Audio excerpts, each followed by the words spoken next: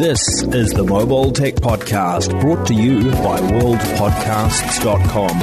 Now here's your host, Tech Girl, Miriam Joie. Brought to you by Audible. Stay tuned for a special offer at the end of the show. Hi, and welcome to the Mobile Tech Podcast. I'm your host, Miriam Joie, and today is Friday, July 30th, 2021, and my guest is the one, the only, the excellent Jason Howell of TWiT.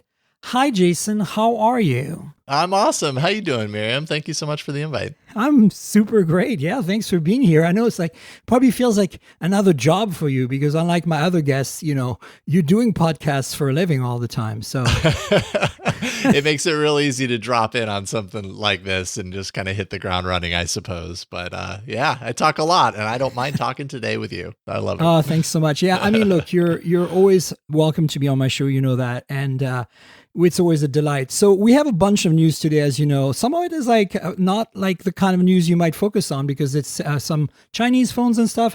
Sure. But I think it's interesting. And mostly I want to start with something you just recently reviewed on TWiT. You've been doing video reviews again. Yeah. And the Google Pixel Buds A series, I have a review in it, so I have some thoughts. But walk us through what they are, what the deal is, and how they differ from the previous ones, which were also pretty good, but maybe had connectivity issues. Did you have connectivity issues? Because I did. Yes, I absolutely definitely experienced connectivity issues with the Pixel Buds, the original. Well, I guess they're not the originals. I guess they're the second gen. The originals had that weird little wire between them. They don't count. In my they don't opinion. count as part. That's the first movie that you don't think of. You just think of the awesome sequel.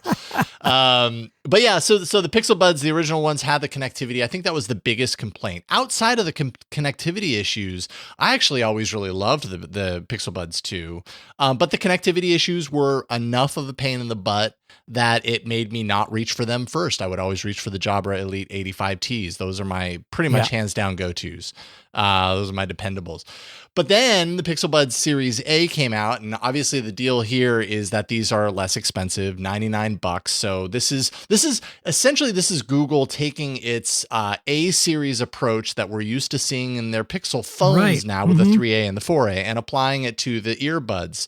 And I would say, I mean, from my time with them, and I still use them on a regular basis. I did get a review unit from Google, so these are not mine, but Google sent them, and I'm still using them because they've figured out how to, once again with the A series, take the magic, the things that you actually really like about the full-priced originals, and cut that price down and get rid of the things that really, at least to me, don't matter a whole lot.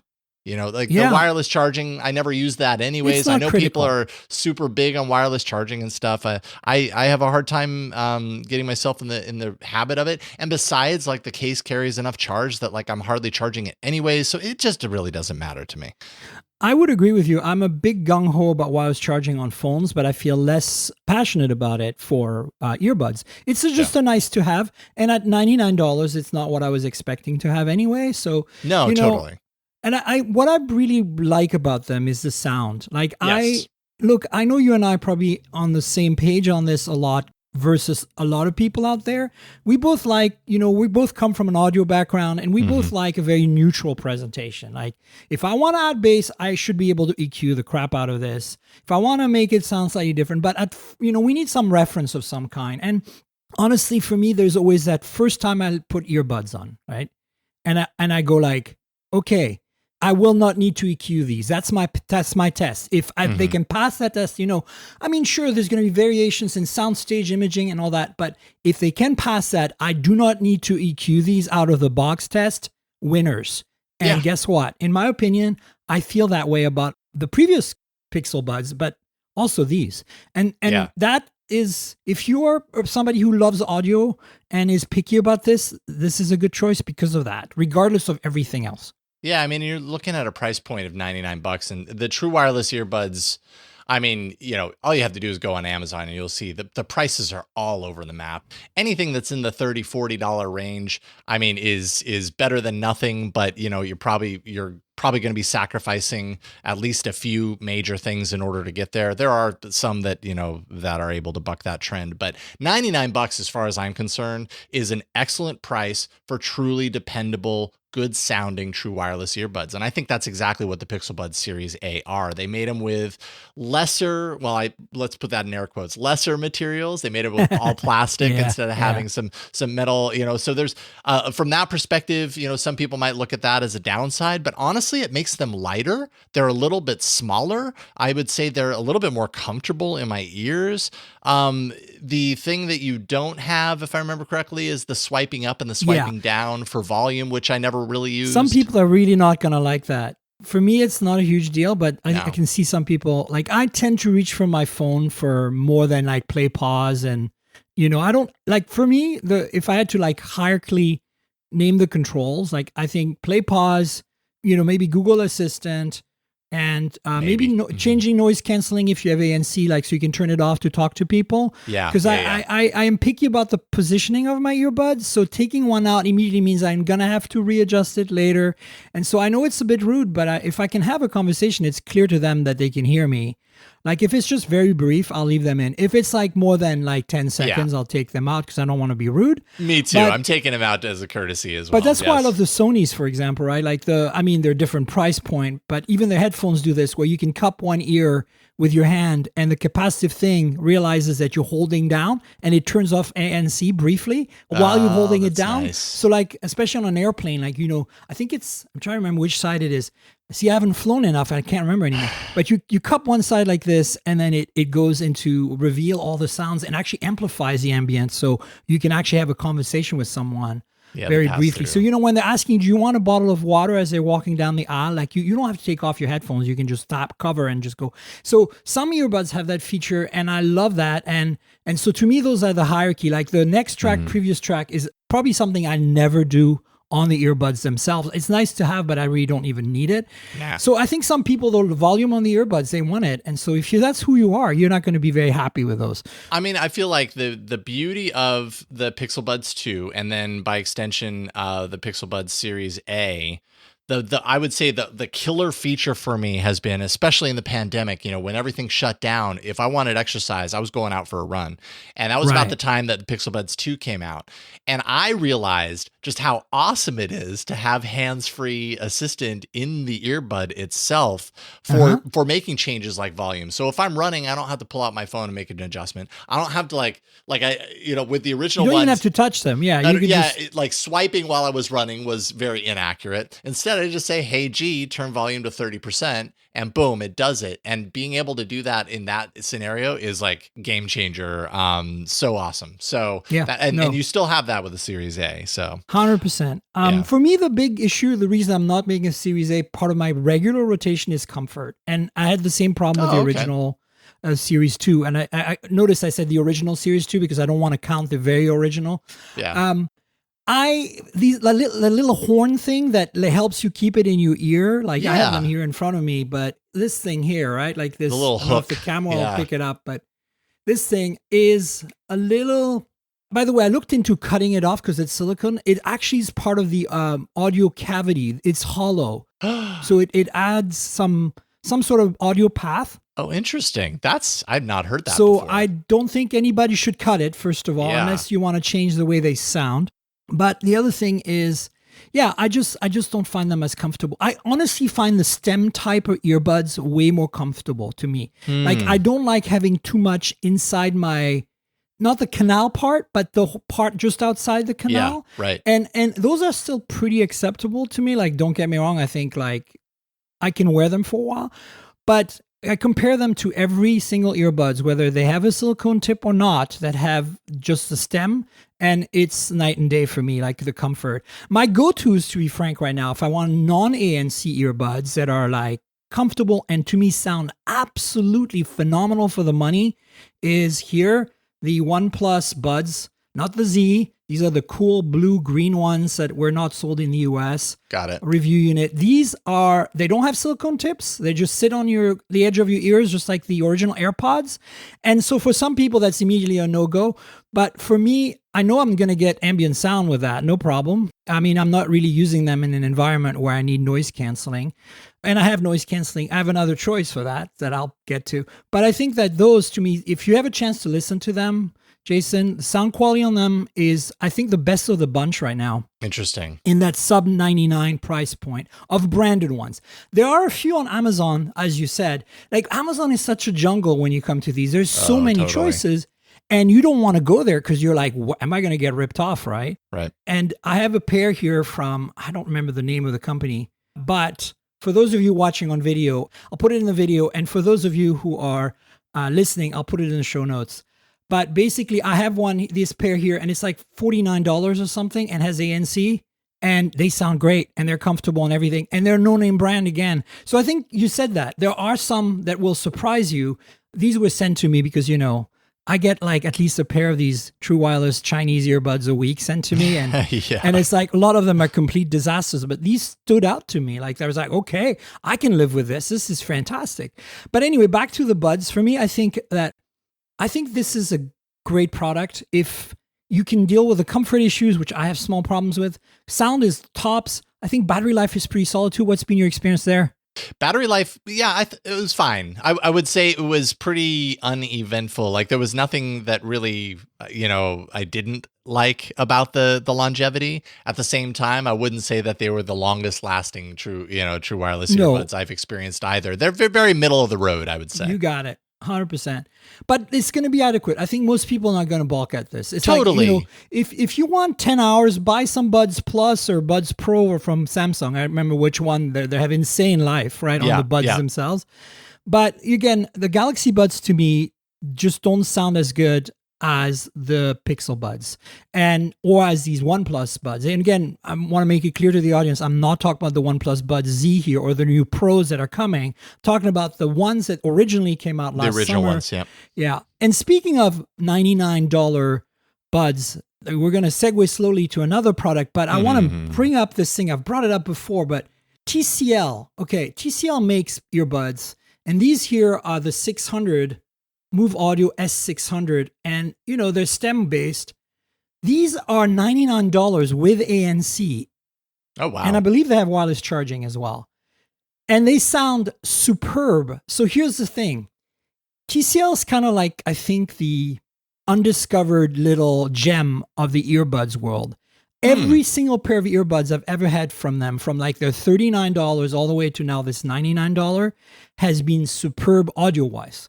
Now, comfort wasn't always there, and some of them didn't have, obviously, ANC, and some of them don't have silicone tips, and some do, like these noise-canceling ones do. But do yourself a favor. I can connect you, if you want, Jason, to the folks at TCL PR. You need to get those. They are unbelievably good, all of them, for the money. Wow. And yeah, this $99 price point for I think this is where we're going. Noise cancellation. I mean, and this is what we're going to talk about next. But seeing more and more, it seems like the active noise cancellation is the feature that's now coming in droves to this price point. We're going to see more and more of it, but it's such a great feature to have. I mean, not just on like $50, no-name special Chinese brands like the one I showed earlier. And then, of course, if I want the best, I go to this, right? The Sony's, right? The WF-1000 XM4s, and they are really big. I find them very uncomfortable because of their size. Yeah. But if I fit them properly, I was on an airplane. I went to Seattle recently, and I decided to bring those instead of my headphones. Well, I had my headphones with me as well, but to actually wear them. And I have to say, we're getting to the point where you might be able to wear earbuds on a flight and get the same level of noise canceling than the best getting there for sure in headphones, which is incredible. Now, comfort, there's no way I could wear this on a like transcontinental flight, and the battery life wouldn't make it, right? Whereas my actual Sony headphones, the WH-1000 XM4s, they will last me an entire flight to Asia, right? And back, in fact, on one charge. Wow. So it's it's 30 hours, right? So but I think, honestly, we're at the cusp of, I'm an audio person, like, nothing beats this, right? I got Bayer Dynamic here plugged in, right? Like that's what I want to do, right? But the reality is when I walk to the corner store to get something, OnePlus Buds, I don't have to worry about ANC. I'm just kind of listening to a podcast, whatever. Yeah, totally. Different situation. And if I'm on an airplane, I want noise canceling. There's no way. I used to wear Etymotics, like in-ear monitors on planes, wired, and it was just like having to disconnect, getting caught, like the cord, having to remove the thing when you're talking to people, like the IAMs, right? So they're like, I've got custom molds, like you know how hard it is to remove those. No, none of that happens. So I think that wired is just. I used to be the headphone jack all out person, and I'm at the point now. I'm like. I don't know how you feel, Jason, but I'm like, the wireless world we live in, like especially with like higher end products that support things like aptX and especially the lossless aptX and LDAC, right? For codecs, like the sound quality is so good that I don't feel like we're losing out too much by not having headphone jacks anymore. I mean, I was a huge hanger on for the headphone jack as well. And at a certain point, I started out of curiosity, more like from a career perspective, like I probably should be reviewing some of these just to know instead of like talking badly about them all the time because I'm like hanging on to old tech. And it didn't take that long. Of course, the scene, the landscape of true wireless earbuds has really improved in a short amount of time. Like you said, sound quality's improved, noise cancellation coming, a lot more convenient in connecting, and fast pairing and all that kind of stuff. Now I'm at the point I'm totally like have switched camps where I'm like, okay, I don't know why I would use a wired other than if I truly wanted to get like, superior sound out of my thing. But let's just face it, like as much as as important as that is to me and as important as I say that is to me in my day-to-day, movement through life, I'm not doing a whole lot of that right now. It's a lot more about being mobile and being easy to use and fluid. So as long as the sound is not just good enough, but maybe a little bit better, that's kind of where my level has landed. And I feel like they've definitely gotten there. For me, the sound quality becomes critical. Like, first of all, I need that initial, okay, the EQ is correct. Right. I will not use them unless I can tweak the EQs. So the Sonys, for example, they do not sound right to me. From the get-go. They're a little too bass heavy. Like, it's not a minor fix, but because they have let you EQ in their app, but better than that, the EQ lives inside the earbud processor. So the setting in the bud sticks to the earbud. So if I pair them to another phone now, I have the same EQ, right? That's a huge deal to me. Like, nobody else is doing that. Most of the EQ happens in phone. I want the EQ to happen in DSP, in the earbud, and Sony does that. So to me, that's why the Sonys, even though they don't sound perfect to me from the get-go, they don't pass my transparency test. I can tweak them easily because they're really high-end, so the drives are very flexible. And I tweak them, and it stays in the firmware until I do a factory reset, and I'm done for the life of, life of the product, right? Yeah. So, but again, they're $300, and here we are talking about ANC at $99 with the TCLs, and OnePlus is coming out with Buds Pro that are $150, which I thought they were going to do that $99 price point with ANC, right? Because you know how aggressive their pricing is, and yet they're going more after the AirPods, right? And the more pricey ones. So it'll be interesting to see how that pans out, because here's the segue. $99 can get you these nothing ear ones with wireless charging and ANC.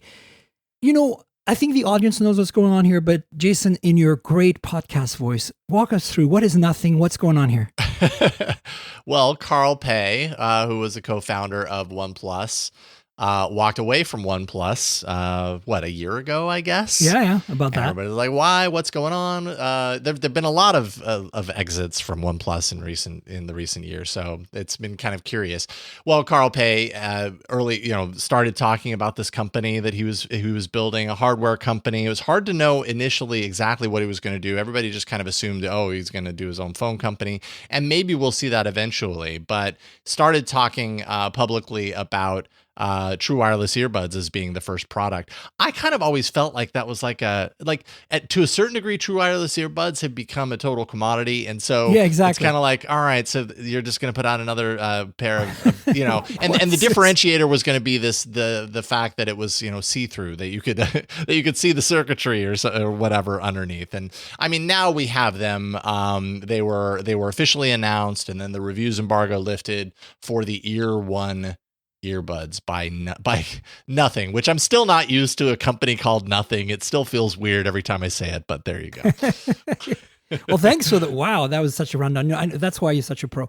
But look, the reality is I've got a unit coming in. So, folks, I will let you know on the show at some point what I think. In the same way as I just told you what I thought of the Pixel Bud A series and the Sonys, which I think are phenomenal once you tune them, right?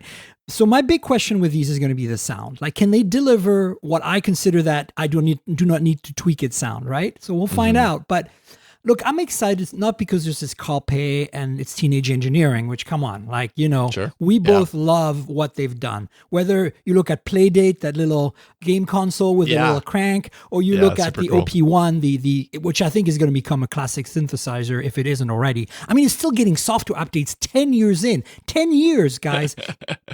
In synthesizer world, that doesn't seem long, but in tech world, like the guts of that thing have got to be crusty and old now. Yeah, and if you look at any video of the OP1 on YouTube, I wish I had one. They're so expensive, especially secondhand now.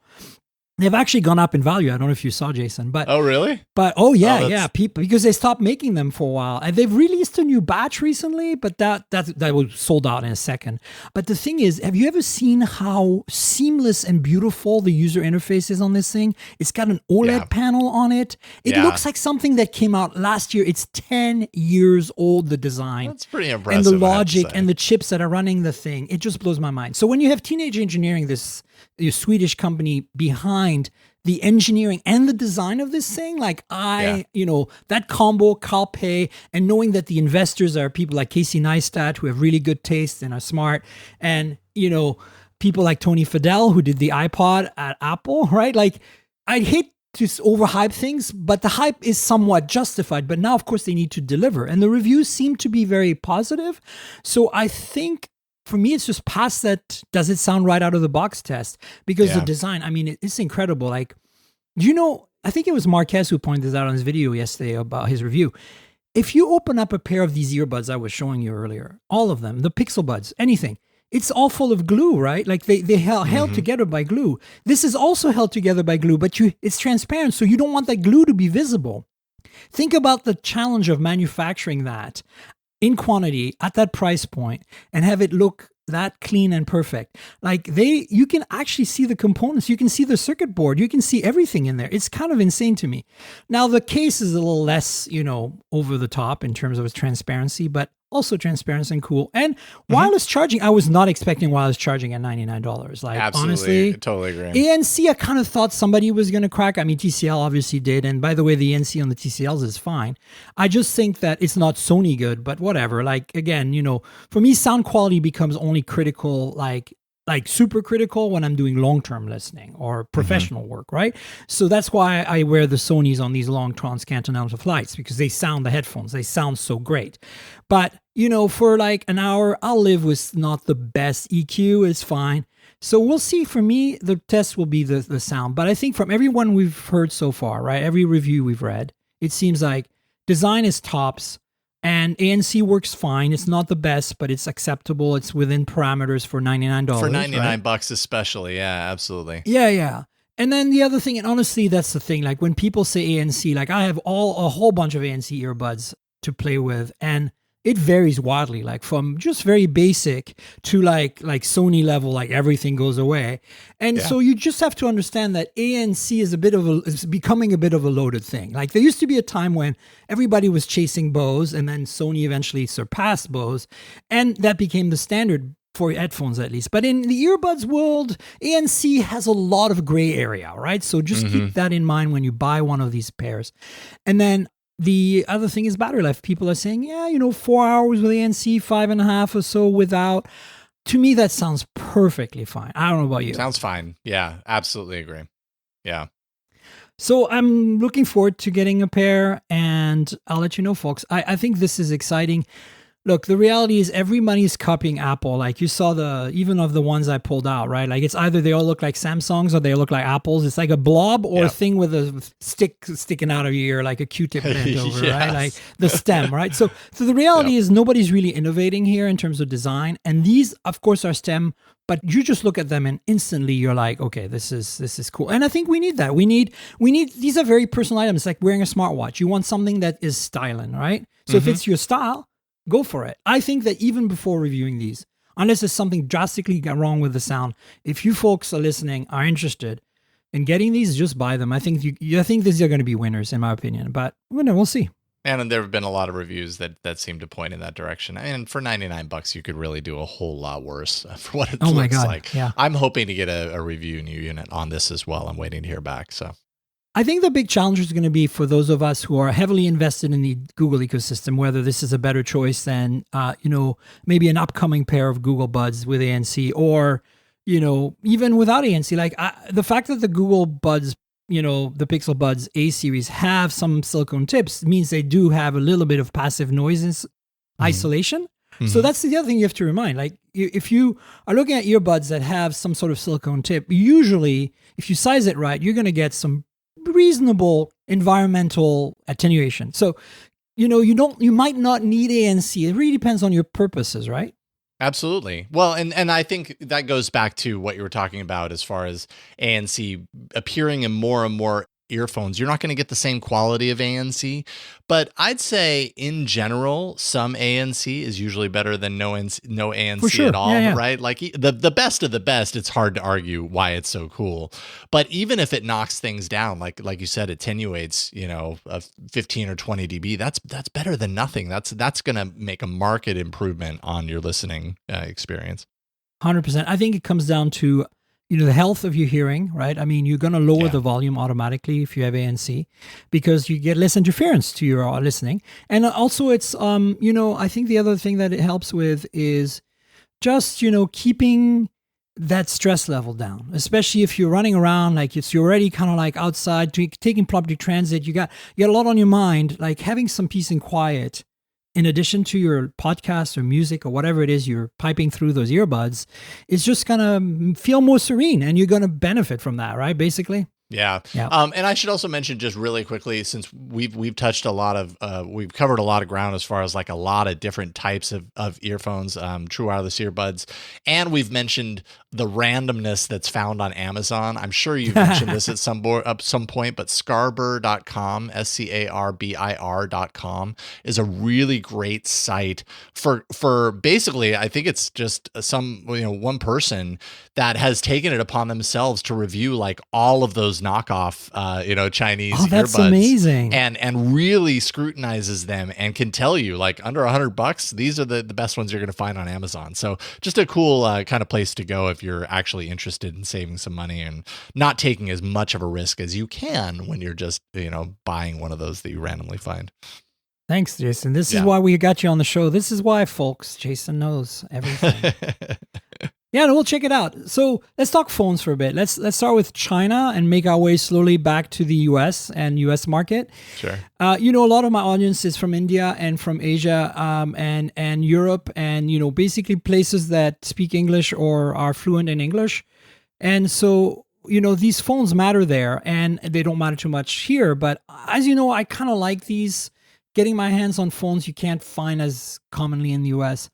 The Huawei P-series has been, the flagship for Huawei for years now. And we were waiting on a flagship for this year, even though they're obviously much more challenged this year in making a flagship with chip access. And so the P50-series was finally announced. And I think it's a big deal because, Snapdragon 888 instead of a Kirin chip, like what a bomb, right? Yeah. Yeah, no kidding. I mean, there's a lot of question marks right now for Huawei. There continues to be. Huawei as a brand is a brand that I've not had hands-on access in quite a while because, it just doesn't appear, through our show. We talk a lot about what Huawei could be or what could have happened if things worked out differently for them.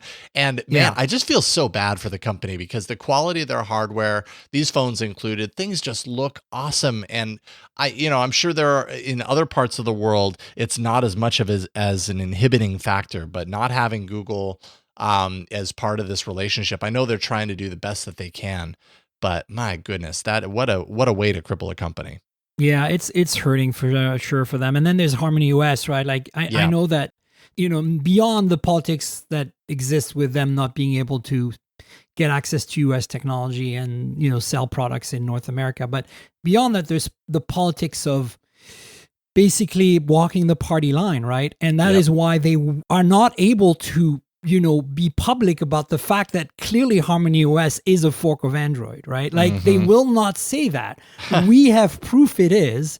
And so what their basically messages, we made our own OS. And so now that makes us, more independent, whatever. And that's, you can use Android because there's open source as a solid base to make your own OS. But this clearly looks like, it could be called, the next version of Android for Huawei, because this is the first phone officially launched with Harmony OS. And we also know Harmony OS is a series of OSs, right? Like they're not just the phone one. There's also like the watch one. Like they're different versions of different OSs that are working on different kernels and not just necessarily Linux. Some of them are real-time OS based, like the watch ones.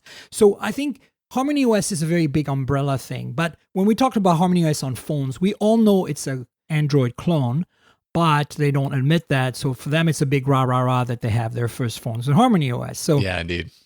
But what got me excited here is that excited and kind of like wowed was like Snapdragon 888. So they're going to be shipping some phones with the Kirin 9000, I think in their local market at first. And when they run out, it looks like for the rest of the global market at least, and probably in-house in China as well, going to switch over to Snapdragon 888, but with 4G only. So 5G disabled, it looks like. Ouch. I mean, well, and this is one of those, like, on paper that feels like that hurts, but in like practice and in reality, we were just talking about it on All About Android just this last Tuesday, like just the fact that 5G, continues to be this thing that we're seeing more and more phones supporting. Oh, yeah. So it's becoming less and less of a challenge for consumers to just happen to have a phone that supports it.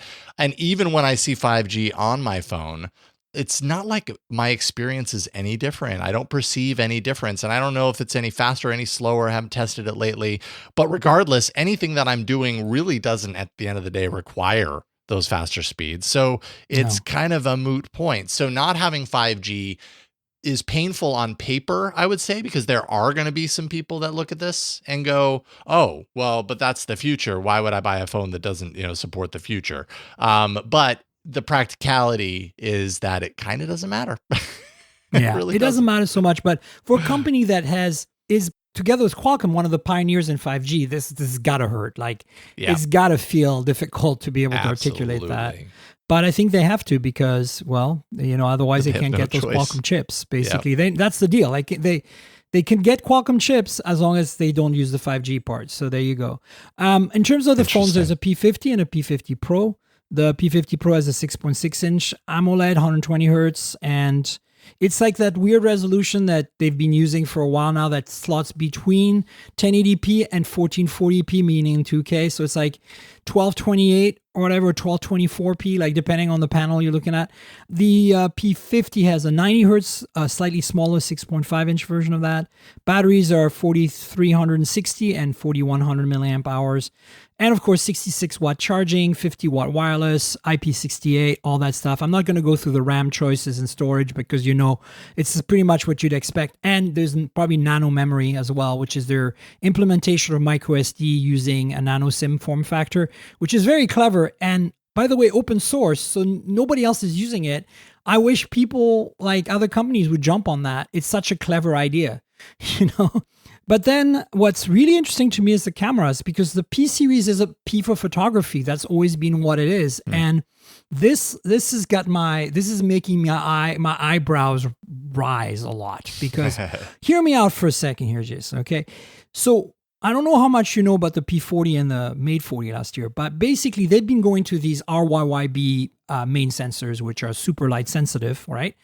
40 and 50 megapixels over time. So that's what we have here for the main. But I'm not 100% sure it's RYYB. I can't find any. So have they gone back to RGB? We're not sure. But they're the ones who started the arms race on ultra wides having high pixel counts. So they went with 20 at first, and then they went to 40 last year. And so we were all expecting they'd stick with that. But no, they've gone down to 13 megapixel for their ultra wide. And we're like, 13? What? And so, but it's wider. Like, so the biggest problem they had with these large sensors, making ultra wide with a large sensor, is that you can't have a very wide field of view because, you know, you get that Z depth issue of the sensor being big. So this is interesting. But I have a feeling I know what they're doing to get their resolution from it. They have a 40 megapixel dedicated monochrome sensor. Do you remember how they did that for a while? Mm-hmm. Up to the P20, there was always a sister monochrome sensor matching the main sensor. Right. So they've gone back to that here. And then completely out of left field, we have a 64 megapixel, bin down to 16, of course, 4:1, 3.5 times optical zoom, which is like, okay. That's like Mi 11 Ultra gray. Like Mi 11 Ultra has a 48 megapixel 5x telephoto. But so far we haven't announced a P50 Plus with dual telephoto like they did the P40 Plus last year. So maybe that's happening, maybe it's not happening. But it's an interesting choice of cameras. It's got me scratching my head and really wanting to try it out now. That's the takeaway. When you're talking about those monochrome, remind me what the benefit of the monochrome was to the old camera system. Dynamic range and low light. So that's also why I'm thinking maybe they switched to a 50 megapixel main sensor that's RGB instead of RYYB, and they're getting their image dynamic range data augmented by the monochrome sensor. Yeah. Also lets you do, because you don't have to have the Bayer filter, right? So you can have big pixels that are just dedicated to gathering light and nothing else. Right. But the other thing that's interesting is that you can now do monochrome photography, which if this is a Leica branded camera system. And if you're Leica, monochrome photography has always been one of the things you do.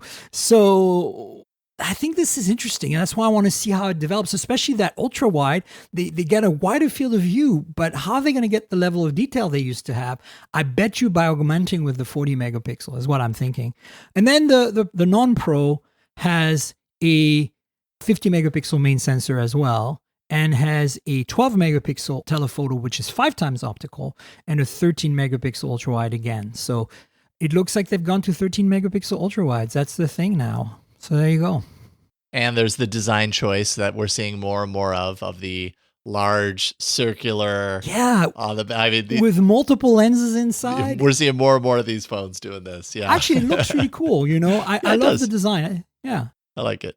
The prices really quickly these are Chinese prices, $927 for the Pro and $695 for the normal. Clearly, they're aiming for flagship here, and I'm sure these are like aluminum glass, all the things super, super refined, like the 40 and the 30 and the 20 before that.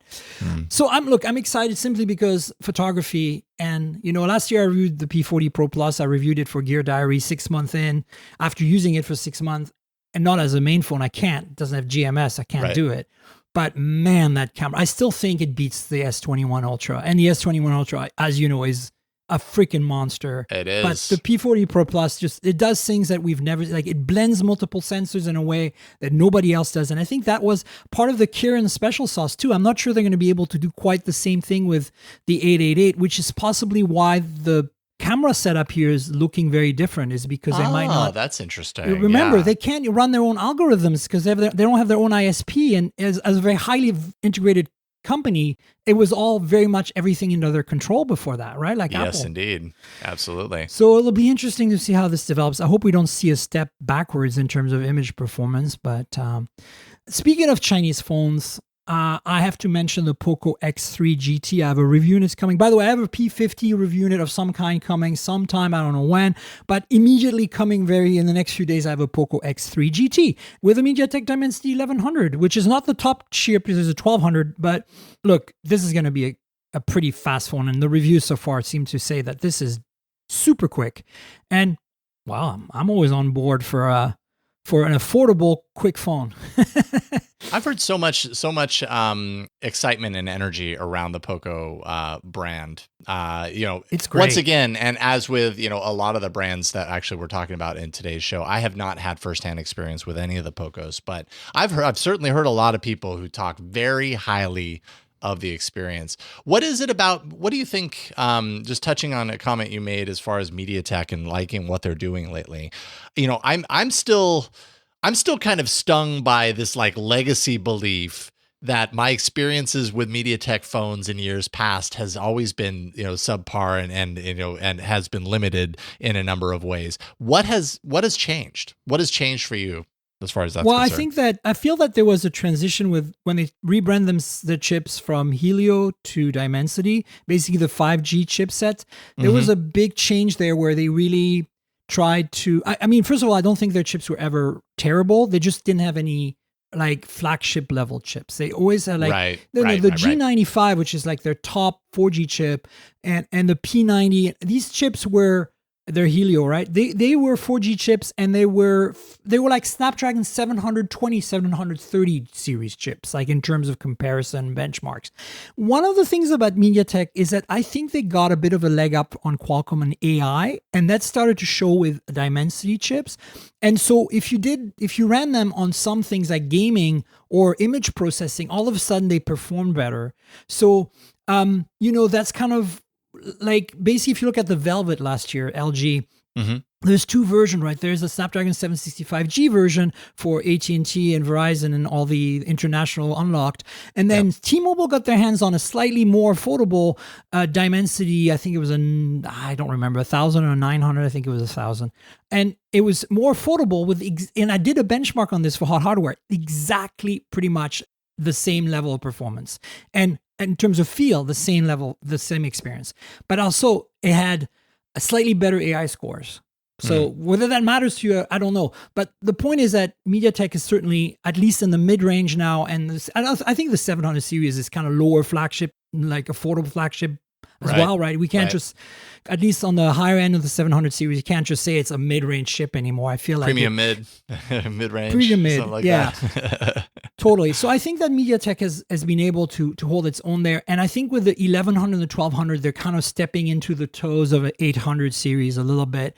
I don't think they're quite there yet. I feel like they're probably at 865 levels, which, I mean, come on. Qualcomm makes an 870 chip, which is an X65 plus, I like to call it. Like, so, I mean, at that point, and look, I want to say that, I love obviously the Qualcomm chips, but the 888 has been a little disappointing. Not because it's slow. It's really fast. It's definitely an improvement in performance over last year. But you look at the thermals and the energy consumption, and it's a disaster comparatively. Like every 888 phone I've been benchmarking, because for hot hardware, my reviews, I have to benchmark. I'm like, what is going on here? Like compared to the 865, it's just sucking juice out of the battery and just like killing some phones are literally too hot to hold. It's like, do you remember back when the 810 was it? That one chip that was really hot, 808, Snapdragon 8. Do you remember that? Yeah, I think it's kind of like, I mean, it's not as bad as that, because I think there was some really big issues here. But I think they're kind of skirting at the edge of what's feasible, practically speaking. And that's why, we have that big scandal with OnePlus and the throttling, right? Then if you look at when you do the benchmarks of the Galaxy S21, if you run like a 20-minute sustained load benchmark, you literally see a seesaw. Like it's like speeding up, slowing down, speeding up, slowing, because it has to slow down to cool, right? Right. Very few, like in 865 land, you see the benchmarks, they very linearly decrease over time. Like they lose like 1% to 2% of their CPU performance over 20 minutes. With the S21, you literally see it drop 10, 15, 20% performance, then go back up. Like it's like, whoa. And maybe, you won't notice that when you're gaming long term. Maybe you won't feel it. I don't know. Like benchmarks don't speak the whole story for sure. Absolutely. But I feel like MediaTek can bring a lot to the table here. And honestly, if you look at the low end, they're still king. Like the 700, which is the cheapest 5G chip they make, just runs circle around the 480 for the same price or less even. Like if you're going to buy like one of those really cheap Poco or Redmi phones and you have the choice between a MediaTek 700 and a Snapdragon 480, honestly, pick the MediaTek, because like it's just way better. Okay. Like you can feel it. So that's been my experience. Yeah. So the Poco, what stands out here to me is a $299 phone. Okay. So you're like, okay, so in your head, you're immediately like going, Moto G, right? No. Look at the specs on this. 120 hertz, 1080p display, but it's granted, it's an LCD, it's an IPS, right? But that's not bad. It's got a 8 megapixel ultra wide and 2 megapixel macros and a 64 megapixel main. I mean, all these phones that pretty much have like what I call like the sticker cams, like the 2 megapixel, like they might as well be stickers, they're useless cameras, right? But that's part of what the market demands. But look, 5,000 milliamp hour battery, 67 watt charging, 8 gigs of RAM, 128 gig with 256 gigs of storage. And at this price, you're like, how is that even possible? You know what I'm saying? Mm-hmm.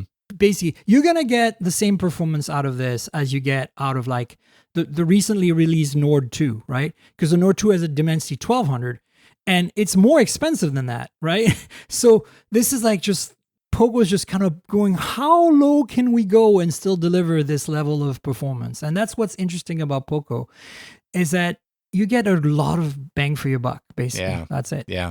Awesome. Of course, if you import one of those, I'm giving you a heads up for those of you who came here because of Jason and don't know this because I keep preaching this on the podcast all the time, is you're not going to get 5G support in the US. It'll work. You'll be on LTE though. So, which right now, not that big a deal, but these phones are pretty great though. If you want to save a buck and you're only going to keep it for 6 months or a year or whatever, and you want something interesting.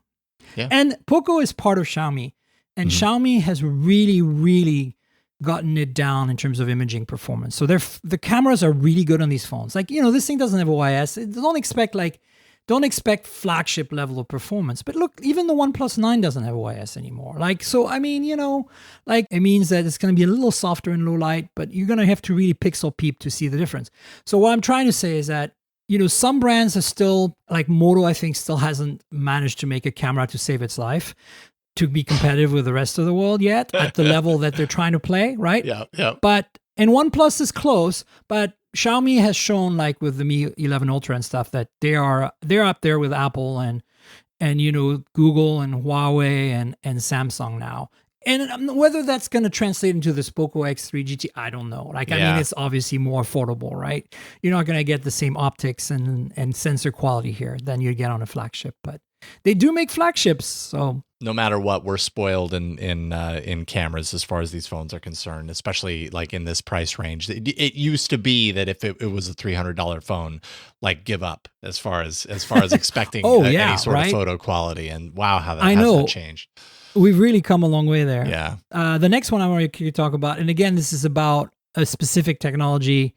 This is the Axon 30 5G with a second gen under display camera. So last year, the Axon 20 5G, I think it was, had the first sold publicly under display camera, and the quality was coming out of the camera was pretty poor.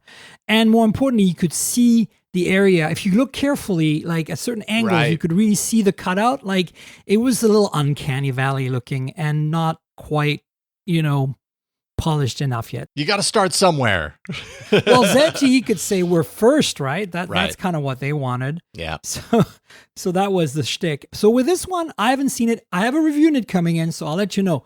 But this is supposedly double the pixel density in the area where the camera is. So the transition should be smoother between the normal density and the UDC density. And then hopefully they've improved the algorithms, because the problem is it's a descreening problem. When you scan old magazines and you get all these little dots and pixels from your scanner, it's essentially an aliasing problem. That's what happens here. And so there's algorithms. We've perfected this years ago to remove the dots. But how well do you do that? Because these dots are out of focus, right? They're in front of you. So it's basically, the problem of you shoot from the airport window and you get all the raindrops get in your way and you get a kind of crappy picture because of it. That's exactly the problem you're having to solve here. But with pixels in front of you, and like transparent display pixels instead of like pseudo-transparent display pixels instead of having dirt or stuff. And there's algorithms for demosaicing and stuff that work, but they do reduce the image quality. So the question is, have they been able to find the compromise, right? Like, I'm not expecting this thing to be, as good as like the selfie coming out of a Pixel right now, because as you know, the Pixel selfies are freaking amazing.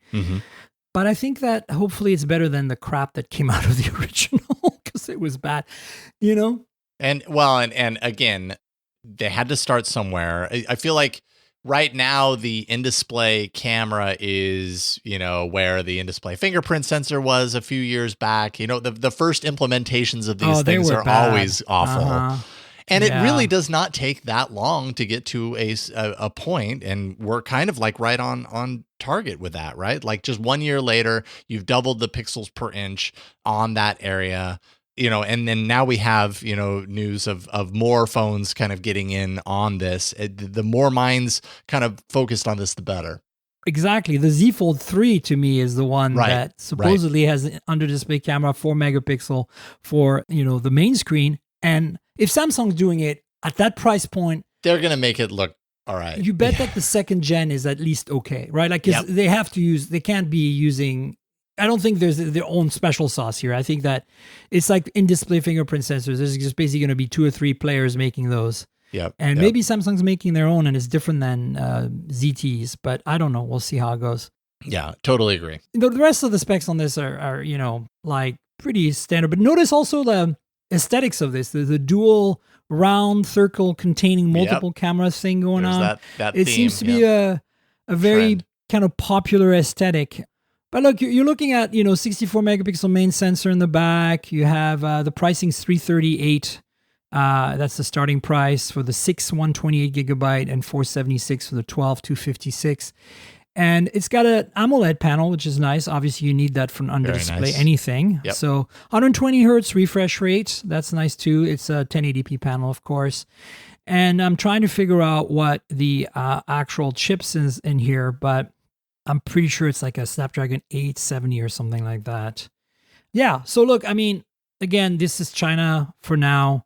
It's probably going to come to the rest of the markets here, but I think that it's interesting to see this development, right? Yeah, it is. And I mean, we're going to start, as you mentioned, Samsung getting into the under display camera.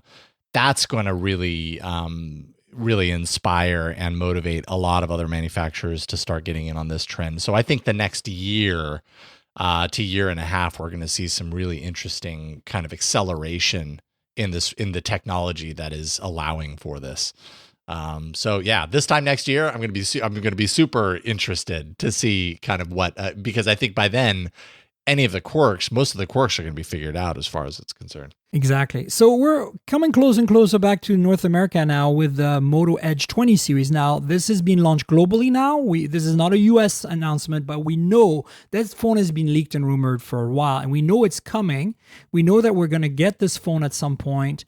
One of these, at least. We don't know which one, though. The Edge 20 series is basically the flagship series for Moto, and we have 3 phones right now. The Edge 20, the Edge 20 Pro, the Edge 20 Lite. One of them is powered by a Snapdragon 870 processor. Again, the Snapdragon 870, think of it as a 865++. And if you want the kind of best balance between performance and battery life and thermals, I think it might be a better choice than the 888 in many cases. So keep that in mind for those of you who are keeping tabs out there. So anyway, in terms of their designs and prices, they're like, I don't know if they're true flagships like last year, though. Maybe the Pro is, but the rumors are we're only getting the Edge 20 in the US. So at that point, it'll be more of a upper mid-range phone, right? 108 megapixel rear camera on all 3 of those. Basically they're trying to follow with what they did last year, which was their big shtick. 6.7-inch OLED, right? So it seems that in terms of display, they all seem to have the same specs and everything. So that's interesting. All right, let's see. The 20 Pro has 144 hertz refresh rate. That's, pretty bonkers. 12 gigs of RAM. All right. And that, in addition to that 108 megapixel, there's a 8 megapixel 5x telephoto periscope and a 16 megapixel ultra wide. And then, batteries, looks like 4,500 milliamp hour. That doesn't seem too great. 5,000 on the light. Yeah. I mean, it's interesting how some companies are just going like Poco, like 5,000, 6,000 milliamp hour, like routine on some of their phones. They're just not messing about, Yeah. But look, it looks pretty good. And then I guess the non-Pro, the Edge 20 also gets 144 hertz display. Okay. Oh, so that one has a Snapdragon 778. And it has an 8 megapixel 3x telephoto instead of a periscope 5x. So that's like the big difference. And then the light is MediaTek Dimensity. Aha. There you go. Interesting. Again. They didn't say which one though. Like it just says 5G-B. But it's got to be more, like it has to have a number if it's a Dimensity. It's going to be like 800, 900, 700. Well, probably not going to be that low, but it might be an 1100 or 1000 or something. And then, so they all have a 6.7 OLED, but this has a 90 hertz. So you're going a little. Prices are, well, let's see. We've got the Pro here at $830. The non-Pro is $590. So that's the one we can expect in the US, of course, not as aggressively priced. Right. And then we've got the $415 for the light. So, I don't know. Do you find excitement in the Motorola phones these days? I find it really hard to get excited about Motorola phones right now, and which is such a bummer because, man, at one point they were all the excitement as far as I was concerned, and right now it's they've kind of hit this saturation point where every time they release with just so many different variants that it's almost hard to track. It's hard to track everything that's going on. And as a result, it kind of becomes less exciting. I mean, these look like fine phones, but that's just it. They look like fine phones. Yeah. You know what I mean? And I'm honestly worried that it's hard to tell from the photos that these aluminum and glass, because one of the things that made the Edge series last year so nice with that, they didn't skimp on premium materials and build quality, right? Yeah. Like, don't get me wrong, a lot of people put their phones in cases. It's because of the endless debate. Is plastic bad? No, it's not, but it depends how you do it. And unfortunately, right now, my biggest gripe is when companies try to emulate glass or emulate metal with their frames or their back panels to look like glass or metal, they just don't like it. Do plastic unapologetically, right? If you're going to do it, that's how you want to do it. So, yeah. Or vegan leather. Which you have the option here. Exactly, 100%. What's interesting to me, though, here, Jason, is that all three of them don't have an edge. Remember, the thing about the Edge was that it had a curved display. Yeah. Right? They're really a waterfall on the side. And they're called Edge, yet, well, they don't have an Edge display, which, honestly, I prefer. That is interesting. I prefer it, too, totally. I've totally come around on that. There was a time where I thought that waterfall thing was pretty neat, but now, like, it just gets in the way. I find it interesting, though, that that's the direction they're going. And definitely the light one looks like plastic to me. Like it just looks like another Moto G to me. Yeah. And that's the thing, you're right. You were saying you can't get excited. And then I want to because I know they can. Yeah. Like, again, like we talked about this a little bit, earlier. It's like the Edge Plus last year was a really nice phone, but that partnership with Verizon just killed it for so many people.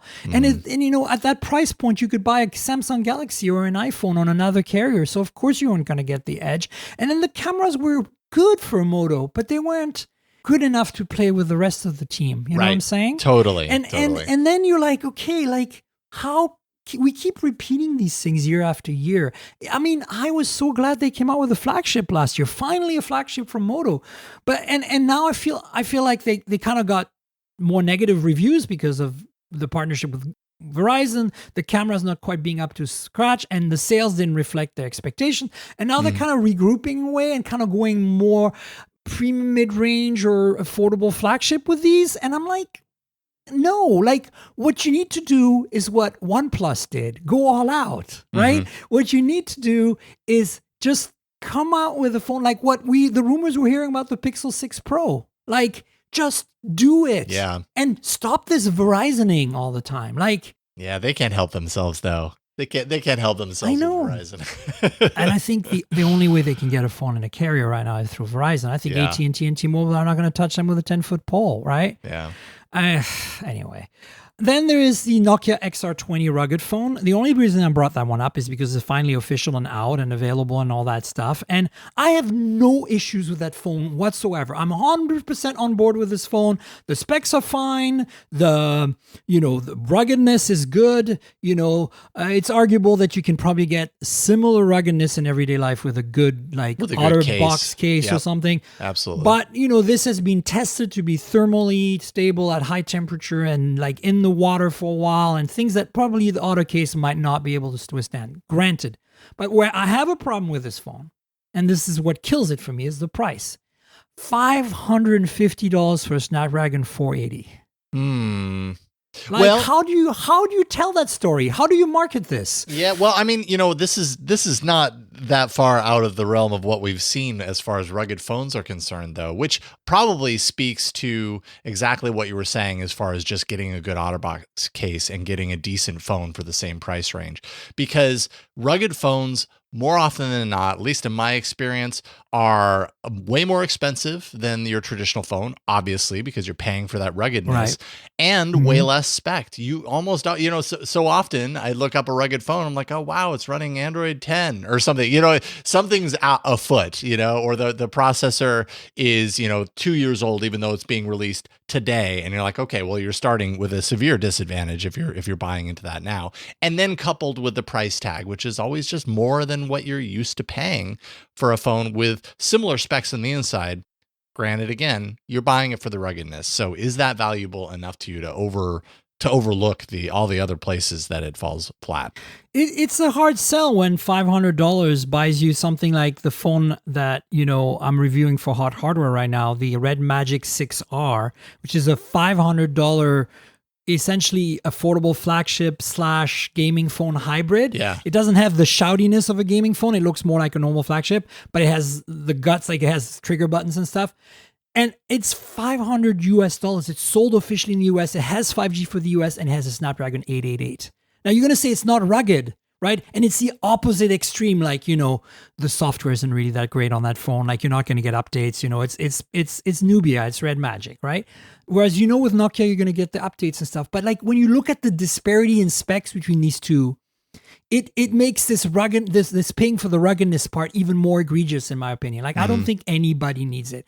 And the few people who need it, we have specialized companies that make these rugged phones for them, right? Like Kyocera with the Duraforce series, or Bullet, which makes the cat phones in the UK, right? So Nokia getting into this, they're not very competitive in price to start with, Nokia in the US.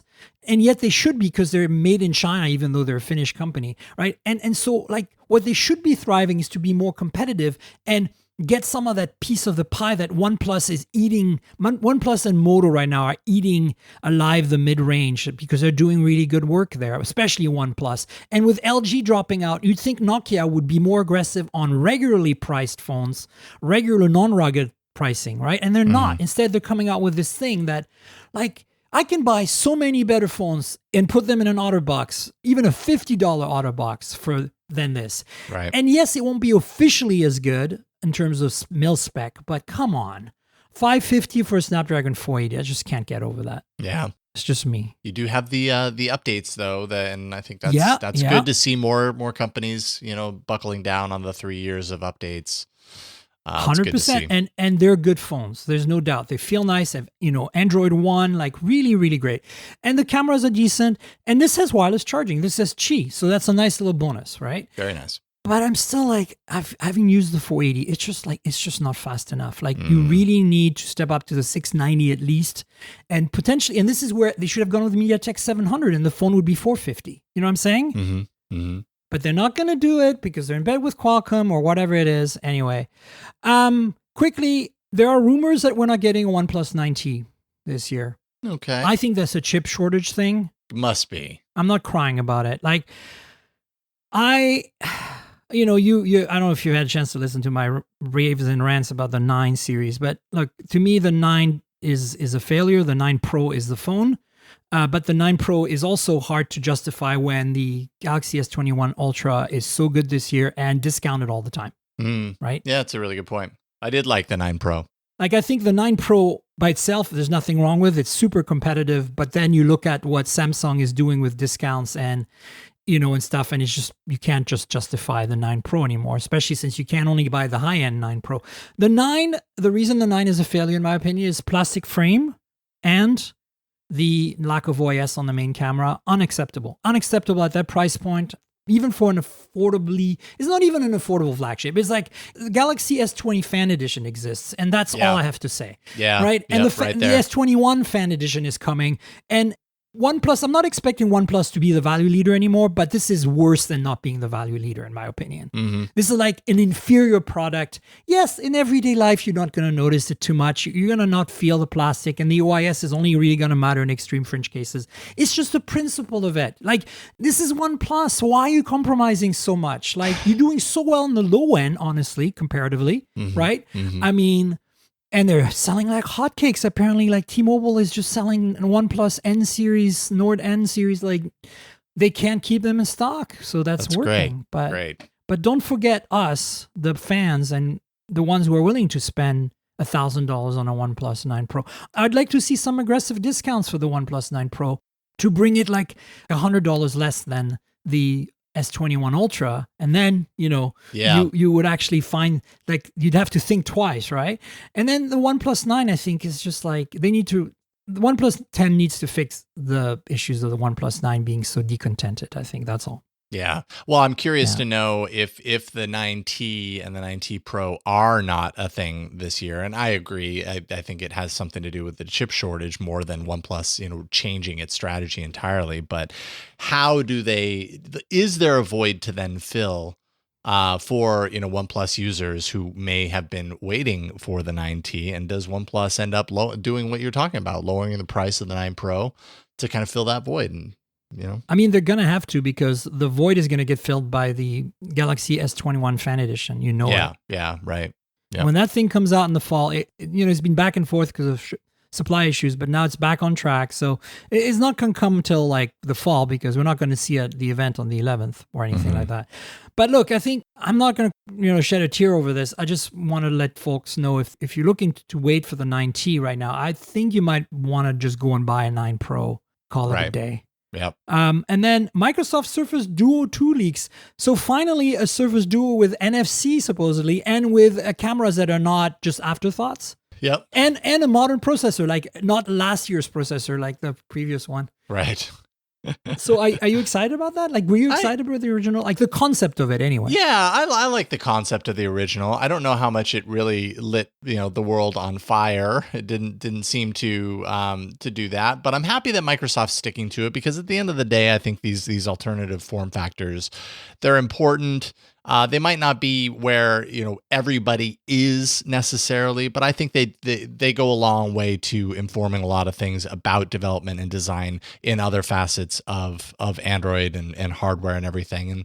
And to see Microsoft kind of not give up on the Duo after last year, like, yes, of course, I'm excited to see if they can come out with a second and kind of undo some of the shortcomings of the first one and get some excitement around that, because I think it filled a small niche need for some people to have a dual screen phone or mobile. No, I'm with you on this. Yeah. I'm excited that they didn't give up, right? Like, look, they got a lot of kind of negative reviews because it took them so much time to perfect the first gen. Exactly. That by the time they shipped it, it just seemed like last year's phone in many ways. And the cameras, no matter what, cameras are very critical to a phone, even though a lot of people carry 2 phones these days.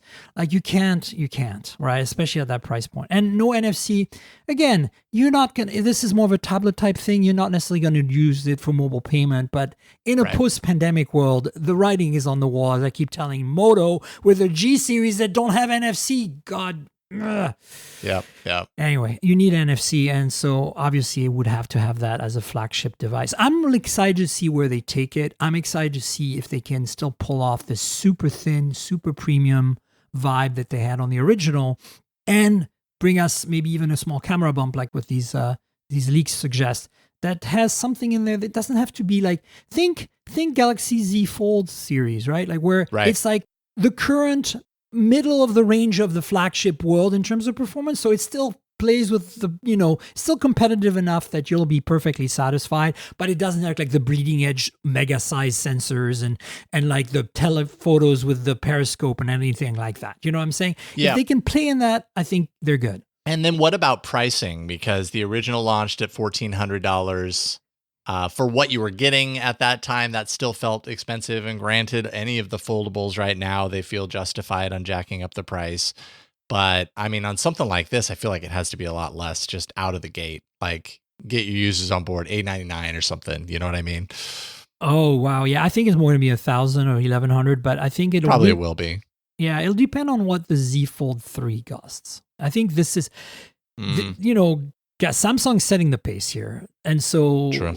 we have rumors that they're not going to go for whatever it is, $2,000 this time again. So maybe if they're down to like 1,500 or something, or, then Duo is going to have to be 1,100, right? Right. We'll see. We'll see what happens. I really don't know what to think. And again, Microsoft has the luxury that they're a niche and they're not really competing exactly. They're kind of trying to do their own thing. And so they can probably have that freedom of being a little more expensive. Yep. Whereas I think Samsung is trying to push, I don't know if you saw that trailer that they issued, but it's like they're really talking about, we've gone from like the brick phone on your ear to, the phone with a dial pad to the rectangle of glass and metal that we currently all use. And this is where we're going now. And this is what we're going to show you. And this is where we want to be leaders. That's kind of the message I got out of that little teaser video they published for their 11th event. Right. So I think we're going to see some possibly more aggressive pricing from Samsung. And, another year or so, like I think the Z Flip is going to be the tipping point, right? Like I think the Z Flip series, like this Z Flip 3 or whatever it's going to be called, we're going to start seeing potentially the below $1,000 price point on a folding phone. And if we do that, then Moto, first of all, is completely effed with the next Razr because there's no way they can compete in terms of quantities. But more importantly, the Z Flip was already a better phone last year, and both versions, the 5G and the 4G version. And I think that that's going to become a very viable phone for a lot of people because they don't necessarily need something that turns into a tablet, but something that's more compact that you throw in your purse, right? That opens up to be the same size as like a flagship 6.7, 6.8 inch full display. Yeah. People are going to want that. Absolutely. And that's going to be, I think, when we think folding phones and going more mainstream, to me, it's not the fold, it's the flip I think about, right? Yeah. Yeah, I think that makes a lot of sense. I think the everyday use case, people aren't thinking as much about like I wish my phone could turn into a large screen, tablet. I mean, there are some people obviously, and they're gonna buy the fold, but the flip is really what it's all about. We love our large phones, but we don't love that they occupy so much space, and so that kind of solves both of those issues there. Indeed. So wrapping up, we have one last item. we mentioned MediaTek earlier, and I just want to make, people have to understand that like they are really trying to push higher end. And, there's a news item here of they've launched a tablet specific chipset called the Compagno with a K, 1300T. And essentially, if you look at the specs, it is very similar to the Dimensity 1200, which is their flagship phone chip. So this is for tablets. It's got 5G support. And it can handle slightly higher resolutions up to 2K displays at 1440p at 120 hertz instead of just 1080p like the Dimensity 1200. Essentially, it's just a lot of it is going to be commonality with the 1200, but it's designed for tablets. And, MediaTek makes a lot of the chips we find in our earbuds and in our, home speakers and Echo speakers in our homes, and a lot of like basically routers and stuff like that. They're pretty much everywhere. And a lot of the more affordable tablets in the past, and some Chromebooks and Chrome tablets have had these MediaTek chips. So it's critical for them to be a player in this field.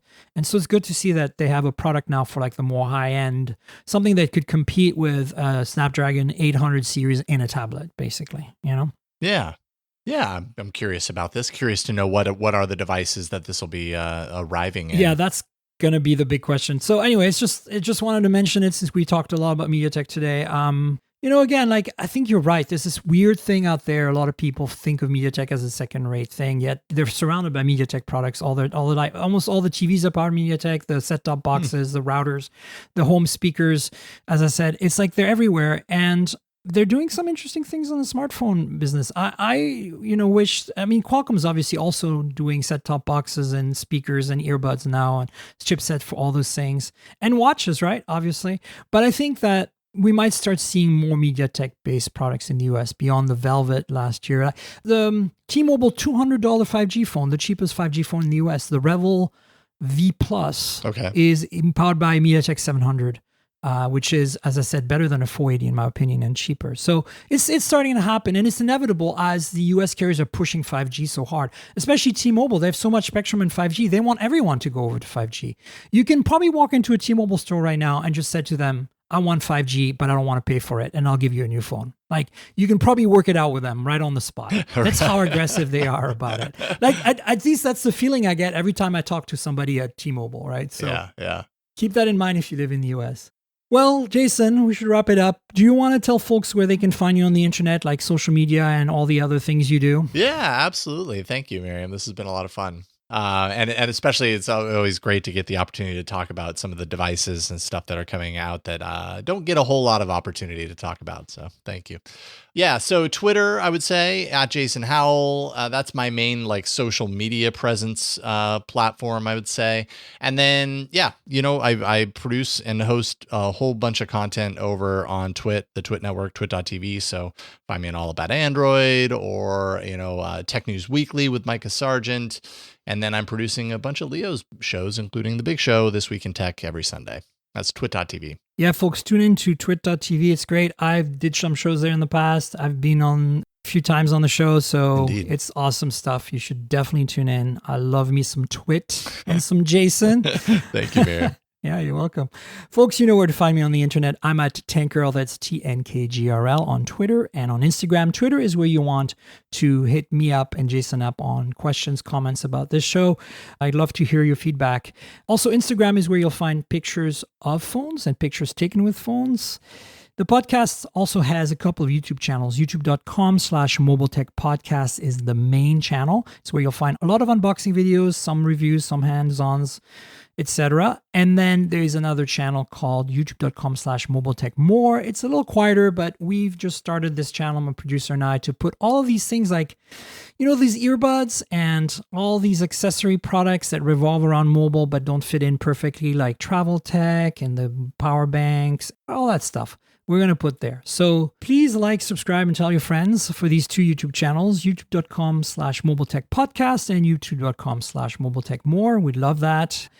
And the podcast itself lives at mobiletechpodcast.com. So if you want to subscribe, there's an RSS feed there. Or you can go to all the big podcasting platforms, Google Podcasts, Apple Podcasts, Pocket Casts, Spotify. We're everywhere. So please subscribe. Tell everyone about it. We'd appreciate it. There's a Patreon now, folks. So if you want to see this show on video rather than listen to it with Jason and I, just right there, raw, uncut, like just basically from beginning to end with no edits, published the same day, this is your chance to get that on Patreon. We also have a Discord channel, a bunch of other perks. So check it out, patreon.com/Tankgirl. That's patreon.com/TNKGRL, like the comic book character without the vowels. Check that out. I want to thank Araja V for being our new patron this week. Thanks, Raja. I hope I didn't butcher your name too much. And yeah, folks, if you want to help, this is one way to do it, and you get some extra goodness out of it. But if you don't, there's another way. There is a donate button in the show notes. You can click on it. It goes to PayPal, and you can donate. That will also really help. I'd appreciate it. And I want to thank our sponsor. We've got Audible on deck again. They're awesome. They've been with us for years, and they have a special deal for you. 30-day free trial. You get to keep a free book if you stay or not. I hope you stay, though, because Audible is the platform for audiobook. They're fantastic. The URL for this is audibletrial.com/mobiletech. That's audibletrial.com/mobiletech. I love to read books, but I don't always have time to read them. So sometimes it's nice to listen to them instead if I'm on a road trip driving, or like, my eyes are tired. If you're a delivery driver, you're doing the UPS run and dropping off boxes and you want to listen to something that's a little longer than a podcast, Audible's got you covered. Great selection of both short form and long form content. You get, of course, books, you get podcasts, you get a bunch of stuff. Some of the books are read by the authors, and some of them are these epic things that last 9 hours, and you can break it down just like you would with a book, where you put it down for a little while, you get back to it later.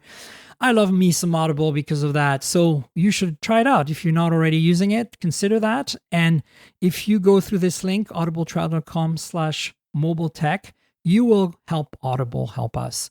So consider that. I want to thank Audible again for being our longtime sponsor. And Jason, thanks again for being on the show. Thank you, Miriam. It's been a lot of fun. Appreciate it. Absolutely. We'll have you on at some time in the future again. And folks, we'll have another show next week. So stay tuned for that. Until then, cheers, everybody. This has been the Mobile Tech Podcast with Tank Girl, proudly presented by worldpodcasts.com. You can visit us online at mobiletechpodcast.com.